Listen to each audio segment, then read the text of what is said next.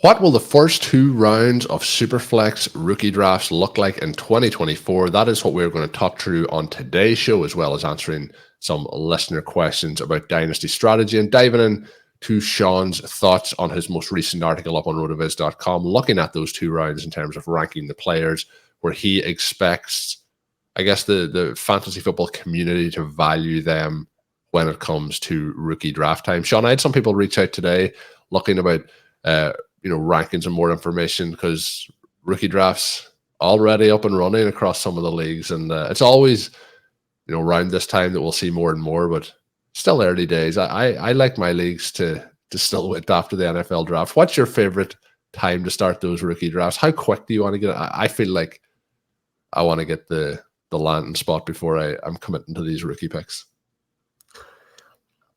Yeah, I think for the most fairness in your league and to maybe limit the turnover in the future that might result from someone having a very bad draft as a result of some of the misinformation that's put out there. I mean, one of the things people can say is, that you need to do your research and know where players are likely to be drafted. And yet, I mean, there is enough smoke before some of these moves that, especially if you're desperate for a QB, I think you can get stuck with some selections that destroy a ton of value. And we all have individual favorites that we're pretty high on. We want to get on those teams, and that can cloud your vision a little bit in terms of where they do actually go. If they drop from the mid-second into the late fourth, you end up there on day 3. You could have gotten that player a full round and a half later in most situations.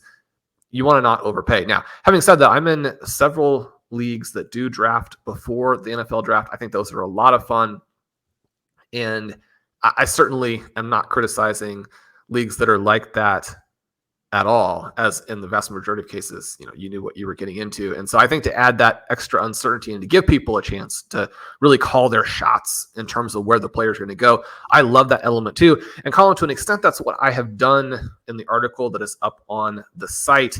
And the goal with it is not necessarily to give you my rankings, but to put out a projection of what I think, A, that the NFL community will do, and then B, what I think that fantasy managers are going to do based on that information. So you're projecting a couple of layers and a couple of levels into the future. But once you get that athletic chunk to go with what you know in terms of the production, I think that we can start to make some pretty informed decisions. Now, there are going to be situations in which red flags come up. There are going to be situations in which individual players do have maybe some scouting traits that are going to work much better than others, and you're going to be able to put some nuance onto the production in ways that NFL front offices know how much of that is baked in a little bit more than we do as outsiders. And yet, even with throwing those caveats in,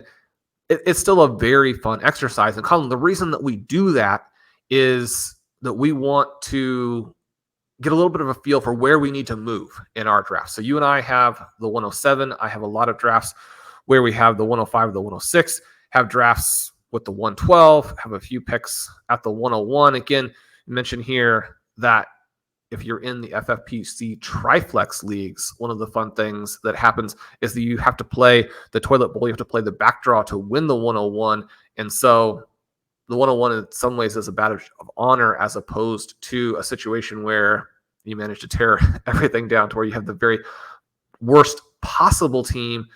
Colm, we're going to look a little bit at some of the notes I have here in the article. You're going to use that as the frame to look at some questions that we have gotten from listeners, including one of our favorites, Nick Greenwood, who we have had on the show. Obviously, he had a spectacular best ball season last year. Colm, he's asking about a dynasty team that he has in some of the elements with perpetual reloading, with moving down in rookie drafts, how we would deal with some of these orphans. Colm, you and I have not purchased an orphan in the FFPC yet this year. We might do that. There are a lot of great teams out there. We did do that last year. We had the Dynasty Reanimators series. This is kind of a Reanimators question, and a very good one within the context of 2024 rookie drafts. Yeah, and the other thing that I want to mention is it's great over the last couple of days. We've got more and more questions and topics coming in from listeners that we're going to try and implement into the shows over the next couple of weeks and months. So if you do have any topics or questions, even around your team, we try and then make it into maybe a bigger picture conversation. But that is what Nick has done here. And lots of questions, Shawn, coming in around the perpetual reload, which I love at this time of the year because people may have come in last year and started to listen to the podcast, but they may have been here for 2, 3, 4 years listening, and you can see how the teams are developing. So those questions always fun to have as well. But Nick is looking about this rookie class, particularly for Dynasty. He mentions, considering the depth of this year's rookie class at QB and wide receiver plus Bowers, are you willing to trade back as you normally are? And he mentioned specifically from the top 7. So that would sound like he is a tier of about 7. And would you trade back beyond that? Because we often talk, Shawn, trading in some of the startups, but also the rookie drafts can be a superpower to load up on those current and future picks to continue to load up on those assets. He mentioned, if so, what sort of trades are you targeting with the pick values being so high? If you want to get specific, he said he took over, and he puts in brackets, a very, very aged Superflex, Triflex style orphan team a couple of years ago. And after last season, decided to completely detonate the roster. Shawn, have we come up with, is there we don't have a phrase for detonating the team yet? No, that might be something we, when you completely tear it down. But in the aftermath, he mentioned that he managed to get Fields 1, 2, and 3 picks this year in terms of the first, second, third overall. So the only player he is certain to draft is Marvin Harrison.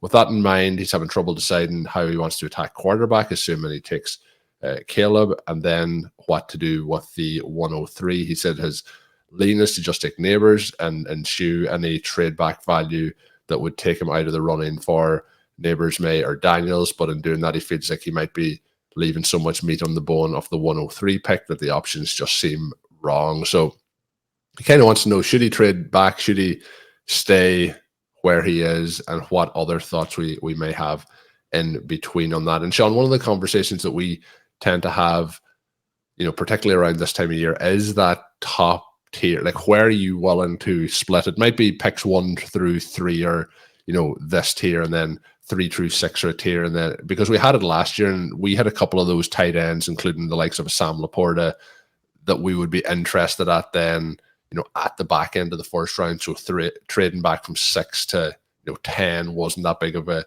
concern. But how are you feeling this year with those kind of top 7 picks, or have you a feeling at the moment of where those tier breaks may be, and where you're kind of willing to make those moves back to? Well, this is a similar question in many ways to what Bjorn and I are having to deal with or having to answer in our Triflex League, where last season we did basically a perpetual reload rookie draft or startup draft, where there's some punt elements to it. If you hit it the right way, then you can be competitive right from the beginning. But we have our own pick. We have an additional pick. Unfortunately, our team turned out to actually be pretty good, and we didn't get the bye in the back draw. And then we had some quarterback issues down the stretch. We didn't win in the back draw. 6 teams in the back draw. We had 2 of those picks. They did end up being the 105 and the 106. And so you start out and you're frustrated because you had a chance to win the 101 and the 102, even though obviously you don't have control of that other team that is, making moves to do what have you in the back draw. And you're thinking, if I get Caleb Williams, if I get Marvin Harrison, then everything has worked out. And I have this unbelievable team going forward that accomplishes all of the objectives that I had for it. You have the 105, the 106. You're feeling initially like it's not going to be nearly as good. And yet, for the reasons that Nick mentioned, this top 6 is very interesting because you have a quarterback at the top who, again, is considered to be in that, general possible category of a generational type of prospect. And we joke about how, that kind of prospect comes up every 2 or 3 years. It can't all be generational, but I love the mix of attributes that he brings. And one of the things that we said last year is that guys like JSN, which again, the production profile there actually looks very good compared to some of these guys who were supposedly extraordinary prospects this year. Colm, one of the things we didn't mention on Monday's show, where we talked a little bit about free agency is that you're getting some Tyler Lockett in Seattle for several more years, almost for sure, based on the way that contract has been renegotiated. That's unfortunate. But one of the things that we said last year, even with Bijan Robinson and Jahmyr Gibbs, another guy that we had extremely high, and that portion of it has paid off very well. If you had those prospects in this draft, you would have Caleb Williams over them. So it's not simply a matter of like fading all quarterbacks. If you have the right guy, you're going to take him at the 101. I think that's what happens in most drafts this year. Then you move into a mix where you have the two star receivers in Harrison and Neighbors. You have Brock Bowers, who I would claim is probably actually the best prospect in this draft. And one of the things that we know with that is that tight ends can be very frustrating to draft in rookie drafts. If you don't get that field tilting production from them and they almost don't even feel playable early in their careers, then you're thinking, I should have just tried to use some type of Frankenstein's tight end, worked it around in that fashion and drafted one of these guys who's going to score and is going to be very flex viable to separate my team. So those considerations are going to still be out there, those concerns. But you think about what a Travis Kelce has consistently given people. You think about what Sam Laporta gave people last year and where he's currently being valued. A guy who could come in and do that is someone you don't want to simply move to the back of that tier because he's the tight end. Now, I think he is going to be moved to the back of that tier. So we'll see how that dynamic plays out. But then you have the two additional quarterbacks. And Jaden Daniels and Drake May are more similar to some of the things we were dealing with last year, where the upside is Stroudian and the downside is Youngian, right? And one of the things you're dealing with when you use one of these top picks as a quarterback is you're injecting additional risk or an additional range in terms of how these outcomes could play out. Anywhere from getting a guy like Stroud, who I think should be considered, at least in the mix, to be the overall QB1 in Dynasty. Colm, my new Triflex rankings are out. People can go to the site and see those, including the rookies in that group. And it's an interesting, first couple of rounds, because the first round I think is loaded, and yet where I've placed the quarterbacks might surprise some listeners. When you look at Daniels with this hybrid profile, crazy stats for 2024, that's exactly what you're wanting from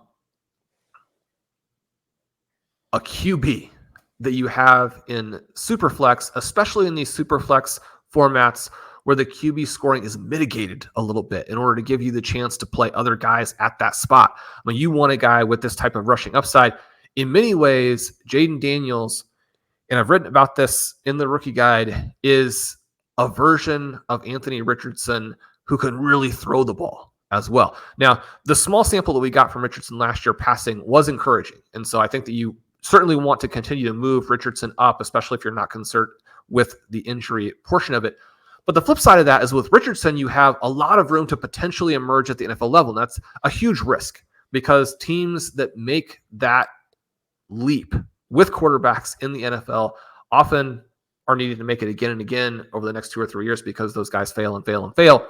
But with Daniels, you have the opposite concern of how much of this is simply playing against younger competition and playing with a couple of guys who look like NFL stars. And he's got a couple of wide receivers who could go very early in this draft. So a lot of similarities and yet some extremely important differences from Richardson, including just overall size, again, to hold up at the NFL level and do some of the things in the NFL that you did at college. Drake May is a little bit on the opposite end of this, where you're hoping for more of a Josh Allen, Will Levis type of profile to play out at the Allen side as opposed to the Levis side. Now, May has done a lot of things successfully in college that neither Allen nor Levis was able to do, and yet you break down a lot of the individual stats, and we'll have a lot of content on this on the site over the next couple of months. So anybody who's looking for that, jump in, Colm. As many of the listeners know, that coupon code is RVRadio2024 for 10% off at checkout. We'll have a lot of these stats, but Sports Info Solutions, which is our provider for so many of the great tools that we have on the site, also working with us on the CFB portion of it. We can break down a lot of the things here.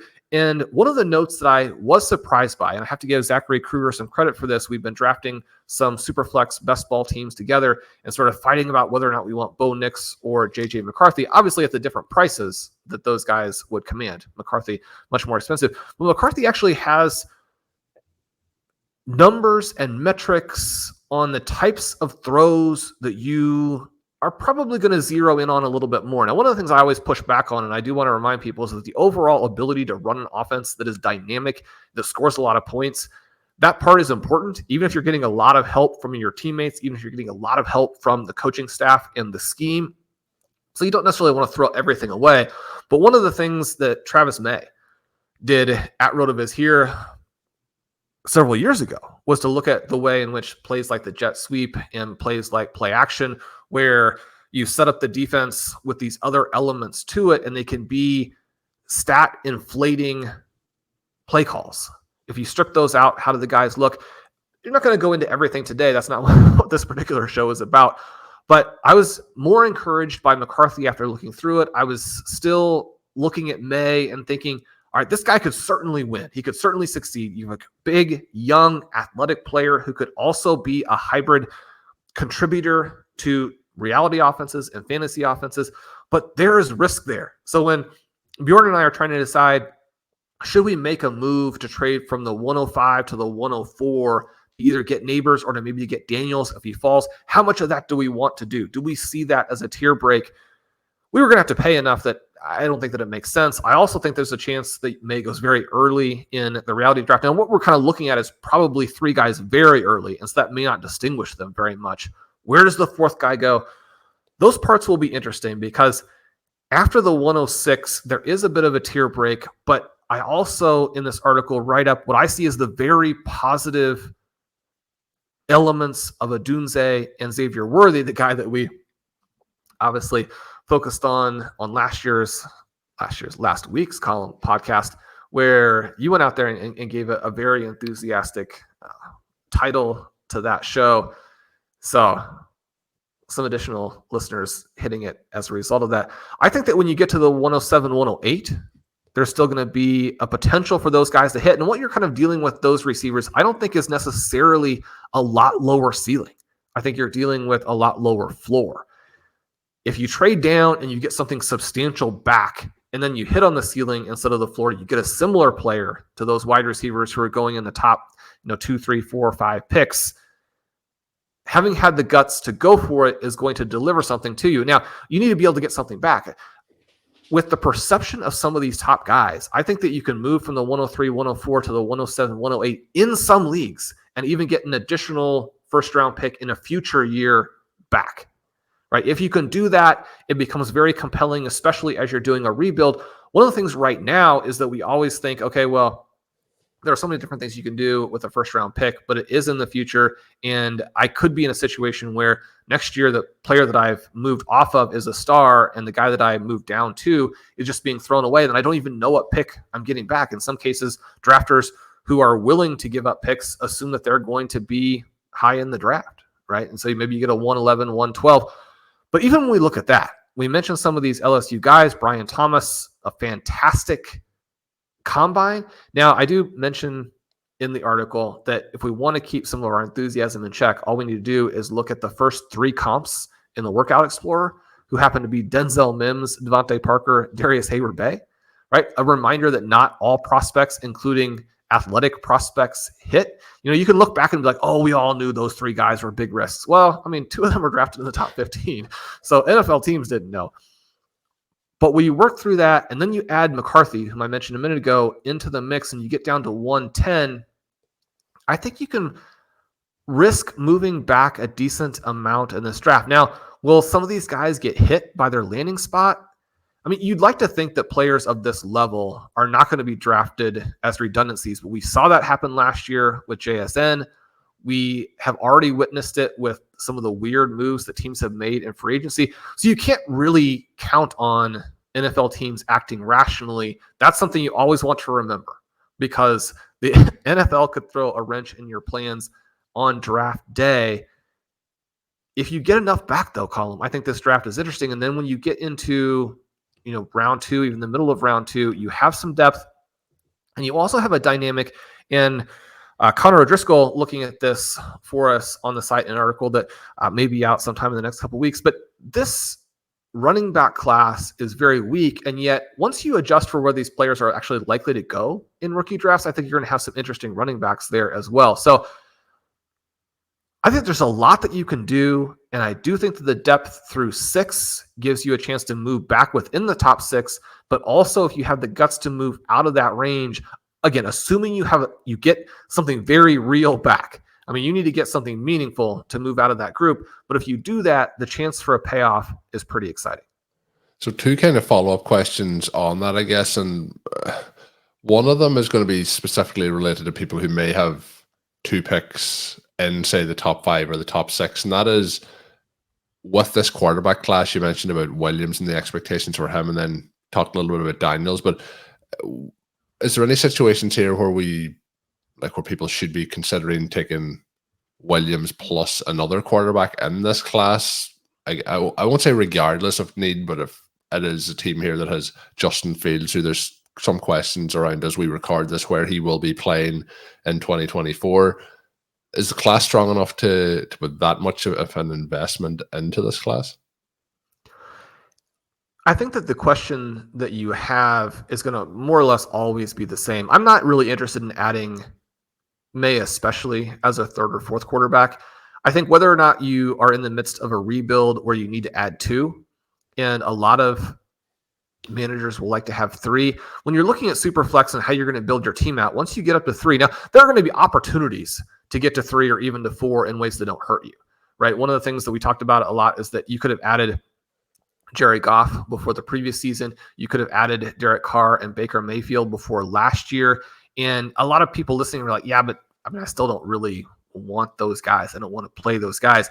And yet if they're your 3rd and 4th quarterbacks, it sets you up very nicely, because they're going to be individual matchups within the season where those players will work for you. They will cover injuries. And now that we've seen for 2 years in a row that the way that modern NFL is playing, that the injury levels are very, very high, that provides you some opportunities. I think you want to look at building depth in that fashion, where one of the things about Mayfield and Carr is that they're not as old as people tend to think that they are either, right? You're not just getting 1 year from them unless they fall off the cliff. And that possibility is always there when you're talking about a very mediocre QB. And yet, even from a contract perspective, one of the things that we're looking at is that these guys are locked into more future value than I think many fantasy managers necessarily realize. We talked a lot about Russell Wilson on Monday's show. And this is a player I really think would be out of the NFL if his contract situation hadn't both made it so he was very expensive and then very, very cheap, right? You have weird dynamics there that you have to make sure that you're considering as you're looking at those backup QBs. Even someone like a Daniel Jones, I think, is undervalued right now because managers are not considering the difficulty that a team will have actually getting rid of him. And so from that perspective, I like building the depth through those guys. When we have young QBs where the range of outcomes is so vast, the pick is worth so much in a vacuum, and it's worth so much if you hit on other players. It could be that the next Travis Kelce goes 106 in this draft. Do you want a really risky QB instead of that just because the QB position is valuable in Superflex? I would argue that you probably don't, but every team is going to have slightly different needs. Every team is going to address it in a slightly different way. And certainly if you hit on the next CJ Stroud, then you're going to look back and be like, yeah, I'm glad I played the lottery on that one. I think you have to understand how you like to build teams, how comfortable you are with different types of risk profiles, how desperately you need another position.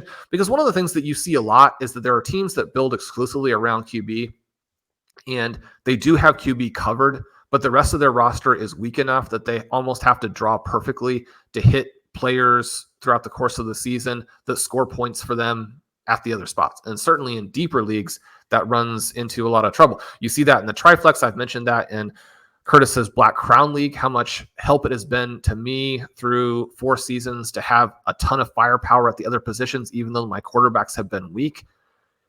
In a shallower league, I mean, there's almost no way to be successful without having the quarterbacks covered because that's such an important starting position, and there aren't that many starting positions. In deeper leagues, I really like to have stars at every position that I'm going to start a player at. And you can overcome a little bit of weakness at QB if you hammer your opponents everywhere else. I think that some QB-centric drafters and managers tend to think that the build that they're doing is going to come to fruition faster than it actually does. You can have elite QBs all you want. If it takes you to year 5 to have enough production at the other spots to win, then you've been more patient maybe than I would like to be, and maybe more patient in a way that is boring, as opposed to patient in a way that, yeah, I mean, maybe you do have to play some backup QBs sometimes. And if you hit the right week with the right score, you win. If not, maybe you don't get through. At least that's exciting. You're not sitting on a team that has QBs and nothing else for multiple seasons, but not everybody wants to play that way. So we want to make sure that we're presenting different options for different style of managers.